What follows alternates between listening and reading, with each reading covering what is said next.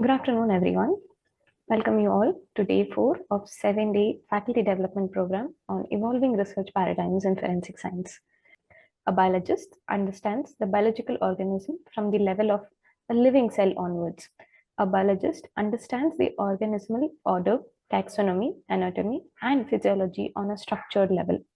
To help him or her understand some of the bioactivities that occur in the cell or the organism, he may require tools such as modeling, computation, etc. Computational approaches constitute invaluable tools to facilitate the discovery of bioactive molecules and provide biological plausibility on the mode of action of these products. Computational strategies are the future of both biological and physical experimentation. However, it is not easy for a biologist to understand the computational strategies to the extent that a computer scientist may understand. To help us understand the basics and applications of computational strategies for biomolecular studies, we have in our midst Dr. Prateek Pandya, Research Coordinator, Amity Institute of Forensic Sciences, Amity University, Noida. To tell you more about Dr. Prateek, Sir completed his Masters in Forensic Science from Dr. B.R. Ambedkar University, Agra in the year 2001. Sir since then has completed many certification courses with relation to forensic science. Sir also went on to pursue and complete his doctoral studies in chemistry from Dayal Bagh Educational Institute. Sir has worked as a research fellow for more than 2 years, as a research associate for another 3 years, and a postdoctoral fellowship for 3 years in various institutions. His postdoctoral fellowship was under the Dr. D.S. Kothari Postdoctoral Fellowship Grant. Sir is presently an academician. He worked as assistant professor at Galgotias University until 2015, and since then works at Amity University, Noida, where he is also the research coordinator at present. Sir's research interests include forensic serology and DNA typing, toxicology, computational and molecular toxicology, biomolecular interactions, cyberforensics, data-driven approaches, security analysis, and computer simulations. Sir has multiple publications in reputed journals, a patent, and a certification in the field of forensic science. With his research interests and professional experience, Sir is an apt person to be talking to us on the title Structural Investigations on Biomolecular Interactions Using Advanced Experimental and Computational Strategies. Without further delay, I hand over the session to Sir. Thank you so much, Ashika, for a nice introduction. So I will be covering my presentation over these topics, basics, about techniques also, and DNA binding, protein binding, and protein-protein binding, which is the latest work that we have got it published recently on SARS-CoV-2, and it has some interesting implications. Now, the first question is, why do we need to study interactions? Okay, in the first place. So anything that we take into the living system as a drug or food or anything, it has to first be absorbed in the system.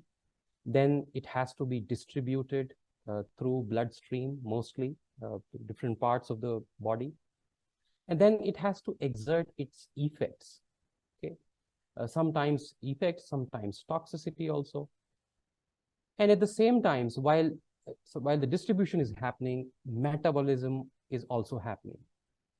So metabolism is an active part of the system. And finally, we have to excrete what is left of that drug or what is metabolized and then left as a residue. So essentially, a drug has to deal with multiple steps of processing: absorption, distribution, metabolism, effect, and then excretion. You can understand this clearly in this slide, taken from a different paper, that when a drug is introduced orally, it has to absorb. Absorption criteria is fixed for certain organs, and there you will find some barriers for absorption. And those barriers are essentially in the form of layers, membranes, and so on and so forth. And they all have proteins, lipids, and other molecules embedded in them. So this is the first point of contact, in a way, where your drug interacts or comes in contact with these biological macromolecules. While distribution happens majorly with blood, and blood has multiple proteins. The most common is human serum albumin. Okay, so a lot of drugs, as you will see later on, have the tendency to bind with serum albumin. That's one way of, moving from place 1 to place 2. And then while metabolism, it is happening because of liver. Liver has a series of enzymes, a library of enzymes, and those enzymes are essentially proteins. So they are protein macromolecules. They tend to chop or modify the drug, and eventually the purpose is to flush it out of the system. Okay. Now, what we take in as drug or poison has to have some characteristics. That's why they are used as drugs or poisons. Now, the major characteristics could be that a drug should be of a low molecular weight entity. Means an ideal drug should have a low molecular weight, somewhere between, let's say, 300 to 500. Second thing is that it should interact with the biomolecular targets, because our body is full of targets, proteins, nucleic acids, and other types of targets. So a drug is not a drug if it doesn't interact with the target. Okay. While interacting, it should also be able to induce therapeutic response. Binding with the target and inducing a response are two different things. So in a way, it is possible that molecules have the tendency to bind with multiple targets, but they will only be able to elicit the response with a few targets.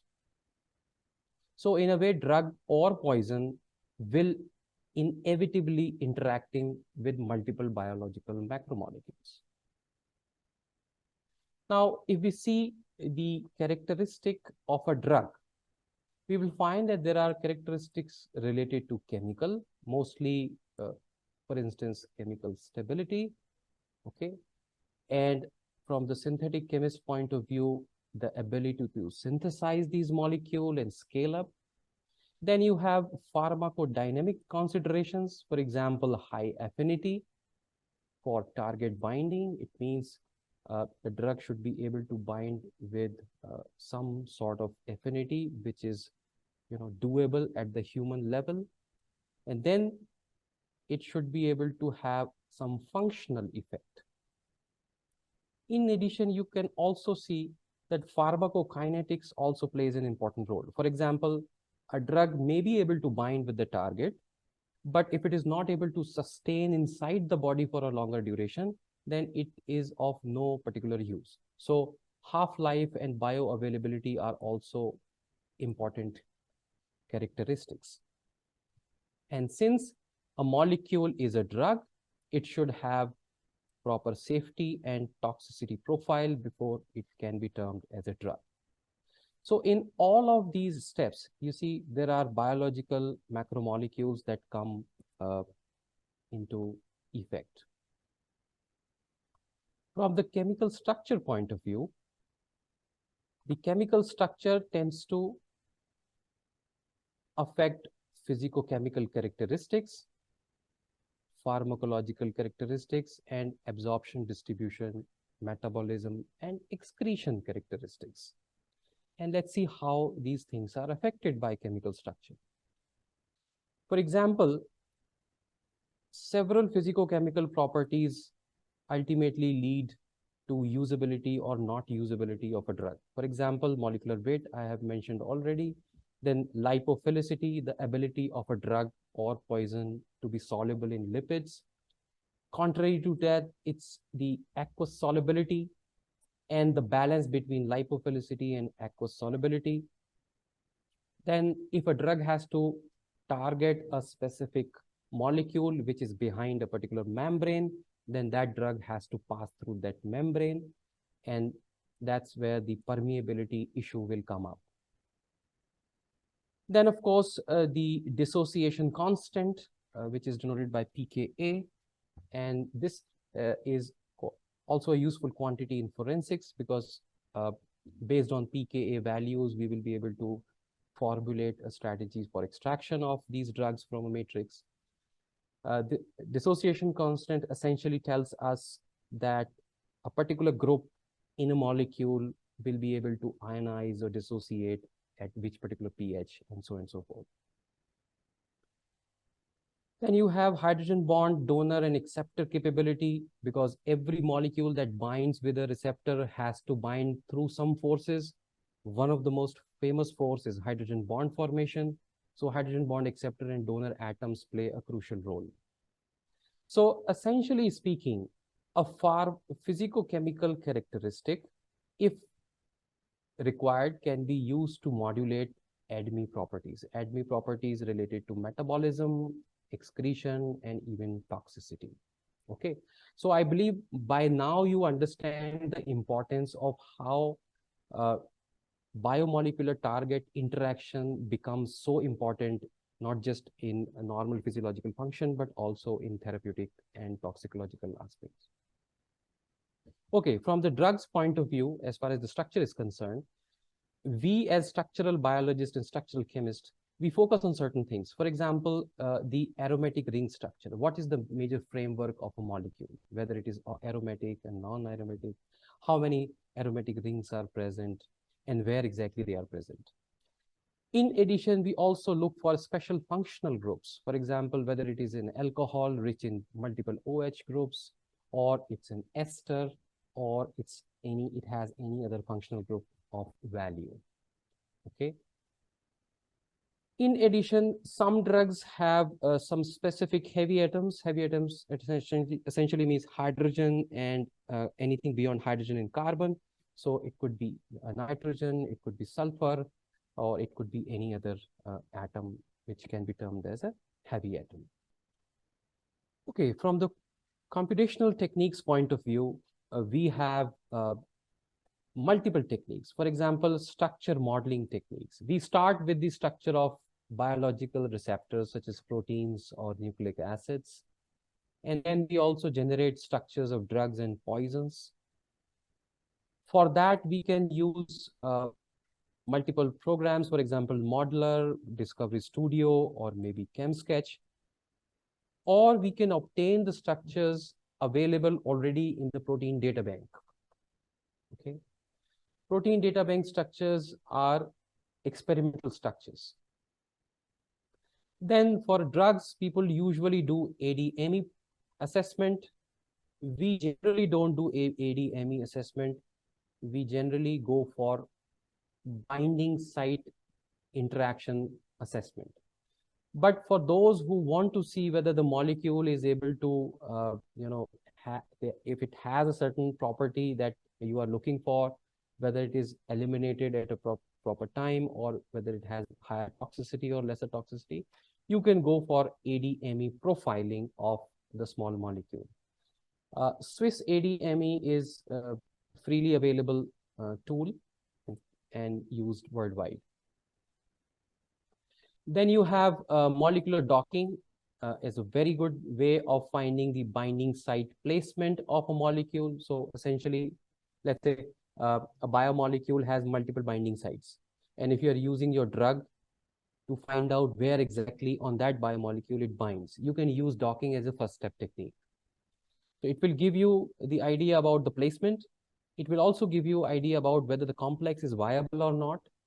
And then finally, it will give you how strongly the complex is formed, means how strongly the drug binds with its receptor. Okay. But there is a limitation with respect to docking, and that limitation is that it gives a static picture. Static means while performing docking, you don't consider the dynamic solvent environment in which drug and the receptor are always present. For example, solvent effects. Solvent effects are not calculated in docking. Okay. There are strategies for calculating binding affinity, mimicking the solvent effect. However, those effects are minimal, not very pronounced. Okay. So anybody who is trying to use docking should not stop at docking only. He should use advanced techniques. Okay. These are the examples software available. For example, Autodock, Veena, these two are free software. MOE is not free, it's just licensed software. Okay. Then you have an advanced technique where the solvent environment is considered extensively, and that is molecular dynamics simulations. Okay. And here you will get additional information about the binding mode, the conformation, the complex stability, okay, and the forces responsible for stabilization. And the overall picture is dynamic. So molecular dynamics is always superior to molecular docking. Okay. These are the free programs available. Anyone can download and run on the computer, that is NAMD or GROMACS. Finally, what we get from dynamics is the binding complex. We then go for identification of binding free energies, that is delta G gives free energies, and thermodynamics, which can be achieved by MMPBSA calculations. Okay, so you have plenty of techniques, plenty of softwares available for computational identification of complexation between molecules. These are some freely available program for visualization and analysis. For example, Discovery Studio, here we use Discovery Studio extensively. UCSF Chimera is also available free of charge for analysis of complexes. We also use PyMol, which is a software from Schrodinger. Virtual molecular dynamics is also a freely available software, and it often works in sync with NAMD program. OpenBabel is a program to convert different files in different formats. And for routine sketching, we use ChemSketch or other related software. Now, coming to the experimental part, and this is important because sometimes core computational work requires validation from experimental results. So UV is a first step technique where you can actually study interactions between two molecules. It could be two drugs, it could be two macromolecules, it could be one drug and one macromolecule. Essentially, we do UV titrations where we keep one entity fixed and keep on adding the other entity, and that's how we see how the peak area, peak size, peak dimension is changing with respect to the addition of the drug or the receptor. Similar to UV is fluorescence, but the limitation with fluorescence is that not all the molecules are fluorescent in nature. So we can only study molecules that are fluorescent. Or in a complex, one of the entity has to be fluorescent. If both the entities are non-fluorescent, then it is not possible easily to study their interactions in fluorescence spectroscopy.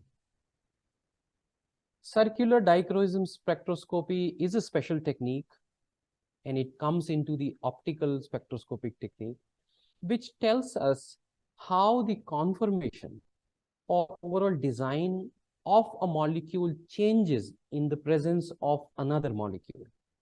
For example, let's say I have a protein which has a particular conformation. When I add a drug, and then after addition, if the protein opens up slightly to accommodate the drug, then that opening can be seen in circular dichroism spectroscopy. Okay, that's why for us biophysical chemists, this technique is quite useful to study the conformational changes happening in the biological macromolecules.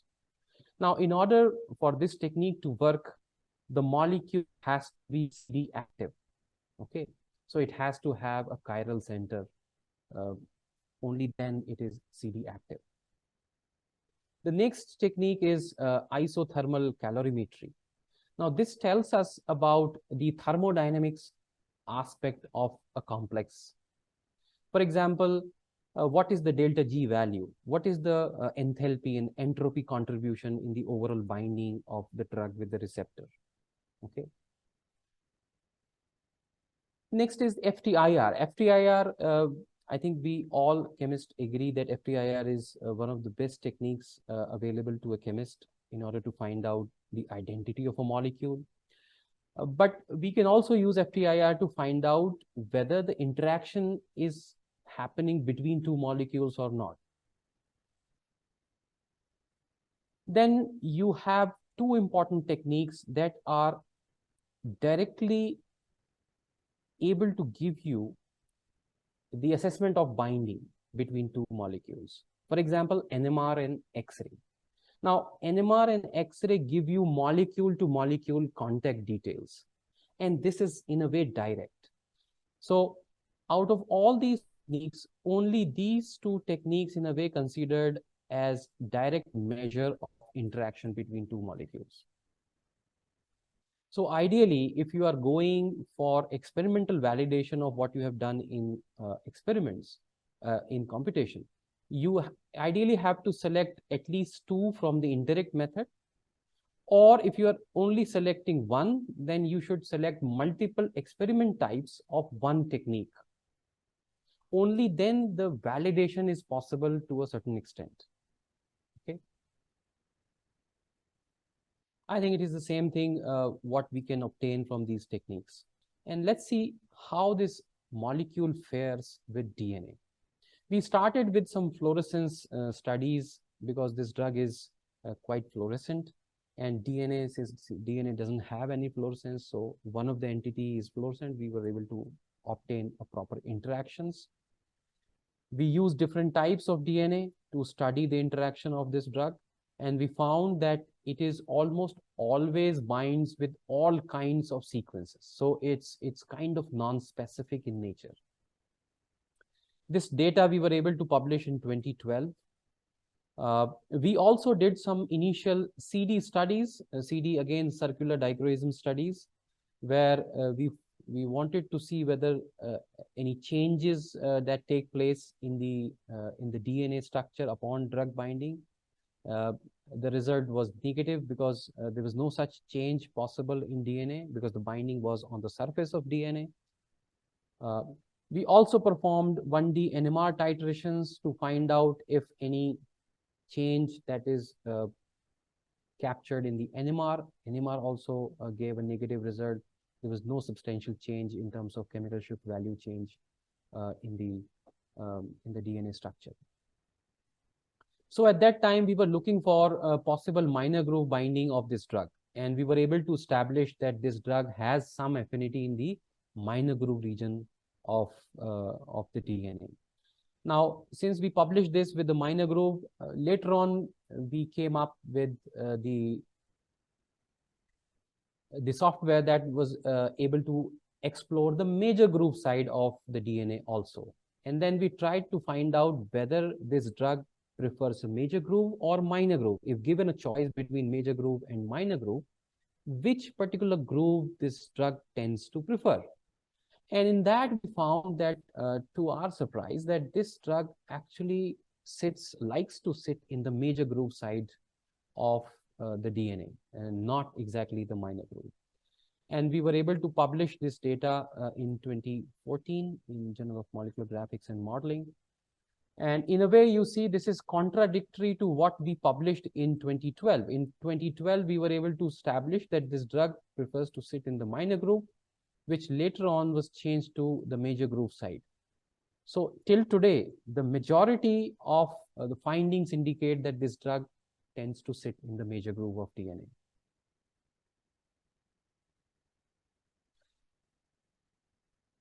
We additionally use one more technique to find out whether the stay of this drug is anyway stable or not. And for that, we use quantum mechanics using Gaussian software. This essentially tells us the overall energy of a molecule in a particular conformation. And what we found was that the energy was favorable, so the complex was stable. So this is the picture of DNA binding. You see the green structure.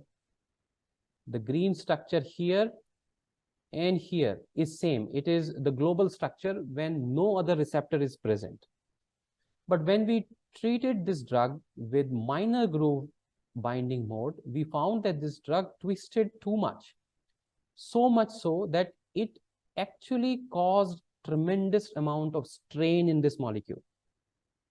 And when we checked its binding conformation in major groove, we found that the major groove conformation was very close to what you have in the